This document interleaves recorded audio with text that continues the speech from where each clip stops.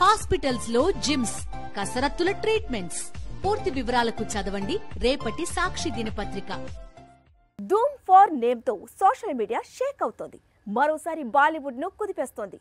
మొన్న షారుఖ్ పేరు వినిపించింది. ఇప్పుడు షారుఖ్ కాదని రణబీర్ కపూర్ ధూమ్ 4 కోసం విలన్ గా మారబోతున్నాడని టాక్. కనీసం ఈ రూమర్ అయినా నిజం కావాలని ధూమ్ ఫ్యాన్స్ కోరుకుంటున్నారు. ధూమ్ 4 కోసం చాలా కాలంగా ఫ్యాన్స్ వెయిట్ చేస్తున్నారు.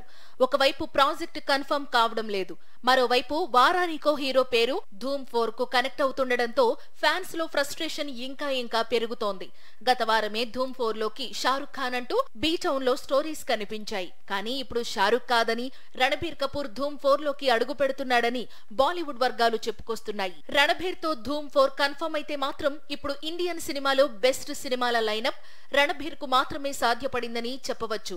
ఎందుకంటే యానిమల్ బ్లాక్ బస్టర్స్ తరువాత హిందీ ఇండస్ట్రీలో రణబీర్ గ్రాఫ్ ఒక్కసారిగా పెరిగింది. ఆల్రెడీ సంజయ్ లీలా భన్సాలీ దర్శకత్వంలో లవ్ అండ్ వార్ మూవీలో నటిస్తున్నాడు. రామాయణం తెరకెక్కుతోంది. ఈ చిత్రం 3 భాగాలుగా ప్రేక్షకుల ముందుకు రానుంది.